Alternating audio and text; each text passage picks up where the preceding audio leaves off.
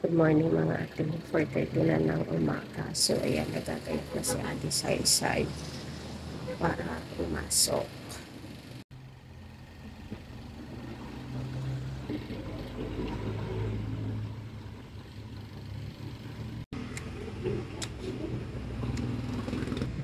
Hahatid ko lang si Ate Saysay sa sakayan. Ha? Ka bumiling baon? Ayan. Papatawirin ko lang siya mga ating. Minsan kasi dito may nagpapatawid eh. Ngayon wala. Ha? Hintayin mo. Ayan na. Tawid ka na. Hirap kasi mga ating dito kasi nga ang bibilis ng mga sasakyan. Minsan may nagpapatawid dito eh. Ngayon wala po. Kaya iniintay ko siya mga ating hanggang sa makasakay siya ng jeep.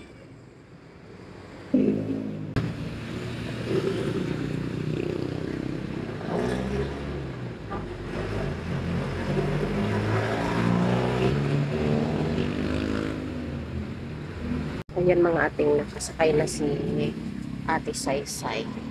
So ayan mga ating subukan ko ulit umidlik kasi 7 o'clock pa yung pasok ni Cyrus. So ayan, dito na lang ako matutulog sa upuan. Katabi ko dito sa baba si Malos. Doon ako matutulog. So ayan mga ating tulog muna ulit ako.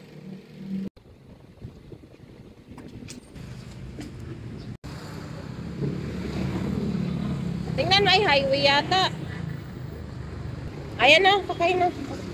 Ingat ka.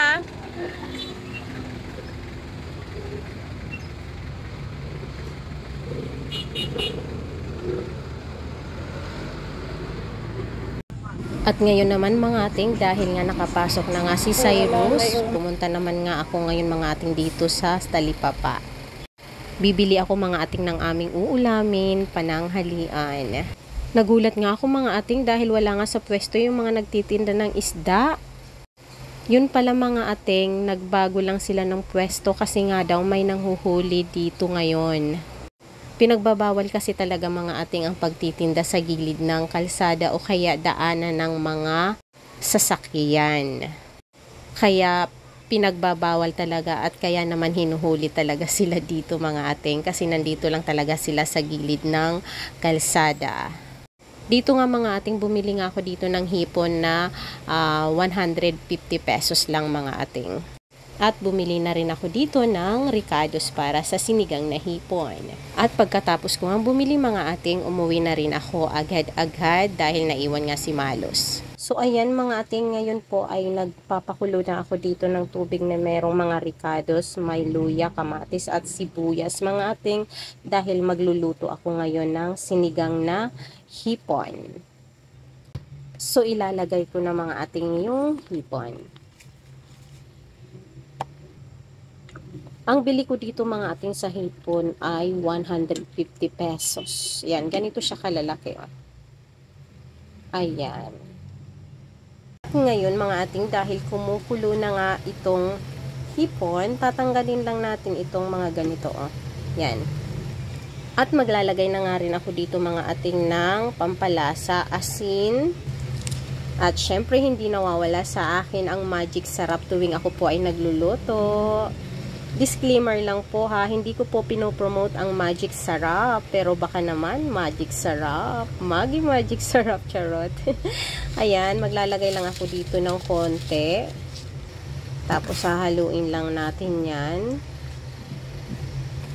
At ito na nga mga ating, dahil gusto natin na laging masustansya ang ating kinakain na ulam at pagkain araw-araw, kaya naman mga ating, ang pang-aasim ko dito sa sinigang na hipon ay kalamansi. So naglagay lang ako dito ng 6 na pirasong kalamansi. At isusunod ko na rin mga ating dito yung siling green at saka yung okra. Favorite ko po yung okra sa sinigang mga ating. Isusunod ko na nga mga ating dito yung kangkong.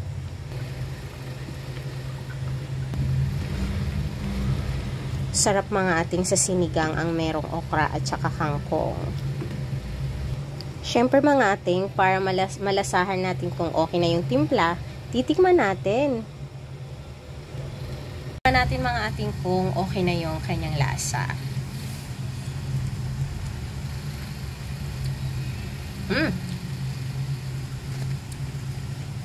Masarap pala talaga ilagay yung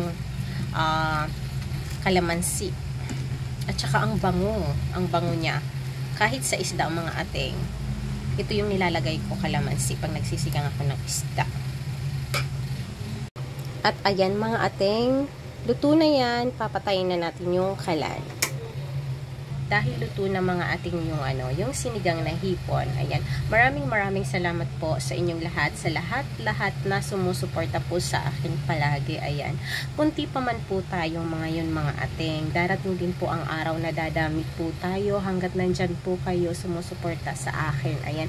Maraming salamat sa panonood ng aking mga videos. Ayan. Hanggang sa muli. Bye-bye.